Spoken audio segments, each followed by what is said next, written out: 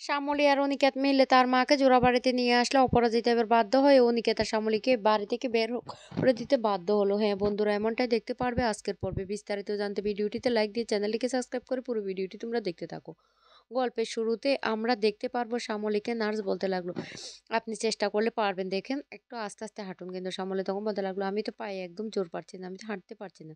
তখন এই কথা শুনে নার্স বলতে লাগলো, আরে আপনার প্রথম তো একটু কষ্ট হবে, সবে মাত্র অপারেশনটা হয়েছে, আপনি একটু চেষ্টা করুন।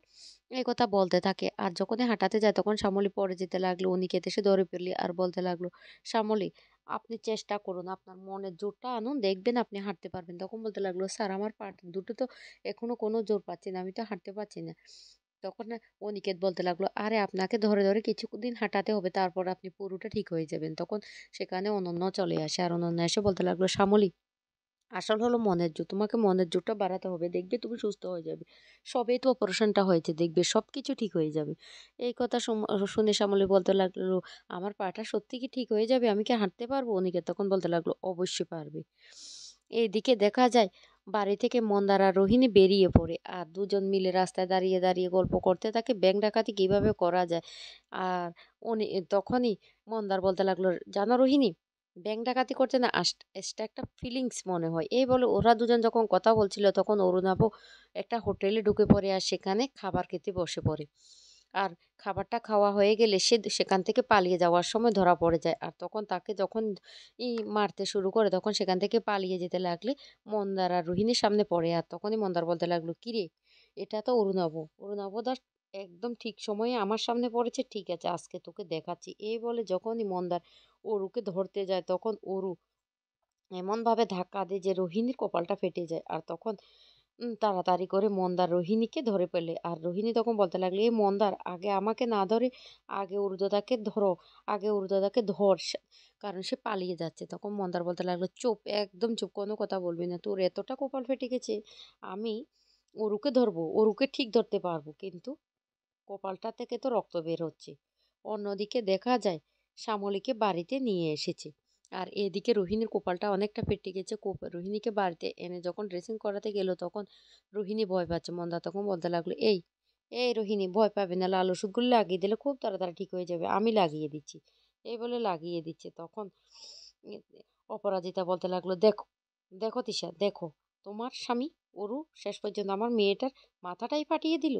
তখন বলতে লাগলো, বিশ্বাস করো বড় মামি, আমি কি জানতাম? আমি তো বাড়ি থেকে এক পাও বাইরে যাইনি, আমার সাথে কিন্তু কোনো যোগাযোগে নেই, তাহলে ও এমন কাণ্ড করবো আমি কি জানতাম? রোহিণী দিদি, আমি না অরুর হয়ে ক্ষমা চাইছি।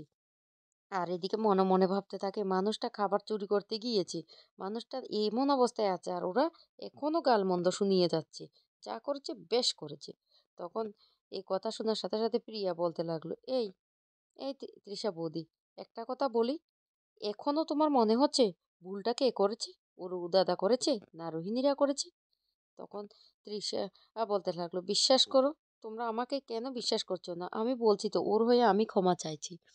তখন বলতে লাগলো, শুনো, শ্যামলীকে কিচ্ছুটি বলা যাবে না অরুর ব্যাপারে, মেয়েটা এমনিতে অরুর ব্যাপার নিয়ে টেনশন করতে করতে খুব আপসেট হয়ে আছে। তখন রোহিণী বলতে লাগলো, আরে আমার কপালটা ফাটা দেখলে তো শ্যামলী হাজার কথা জিজ্ঞেস করবে। মন্দা তখন বলতে লাগলো, ঠিক আছে জিজ্ঞেস করবে, কিন্তু তুই কতদিন শ্যামলীর সামনে না আসলে তো হলো, বুঝতে পারছিস? তখন বলতে লাগলো, ঠিক আছে। এদিকে শ্যামলীকে বাড়িতে নিয়ে আসলে সবাই দেখে খুব খুশি হয়ে যায়। আর ঠাম্মি, অপরাজিতা সবাই বলতে লাগলো, শ্যামলী দেখো নিজের পায়ে হেঁটে বাড়ি এসেছে, ঠাকুর প্রার্থনা শুনেছে। তখন শ্যামলী বলতে লাগলো, হ্যাঁ, মহেশ্বর তো সবসময় আমার আর প্রার্থনা শুনে, মহেশ্বর আমার সাথে সাথে থাকে, সেই জন্যই আমি আজকে হাঁটতে পারছি। যা দেখে চমকে যায় তৃষা আর বলতে লাগলো, শ্যামলী হাঁটতে পারছে? এদিকে মন্দার খুব খুশি হয়ে বলতে লাগলো, শ্যামলী হেঁটে এই বাড়িতে এসেছে, তাহলে আমাদেরকে একটা পার্টির আয়োজন করতে হবে, খুব জমজমাট ভাবে একটা পার্টি করতে হবে।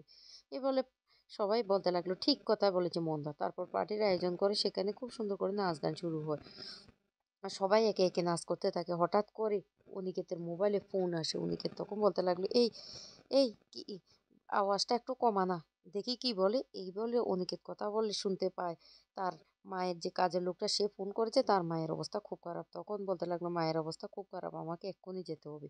এই বলে যখন চলে যেতে লাগলো তখন অপরাজিতা এসে বাধা দেওয়ার বলতে লাগলো, একদম যাবি না উরু, আমি কি বলছি উনি, তুই একদম যাবি না। এই মহিলাটা এই মহিলাটা এখন এসে আমার ছেলেকে আমার কাছ থেকে কেড়ে নিতে চাইছে। তখন শ্যামলী এসে বলতে লাগলো, ম্যাডাম আজকে যদি ওনার ভালো মন্দ কিছু হয়ে যায় তাহলে তো স্যার গুমড়ে গুমড়ে কষ্ট পাবে। ওনাকে বাধা দেবেন না, আপনিও মনে মনে কষ্ট পাবেন, তাই ওনাকে যেতে দিন। এই কথা শুনে অপরাজিতা পুরো অবাক হয়ে যায়।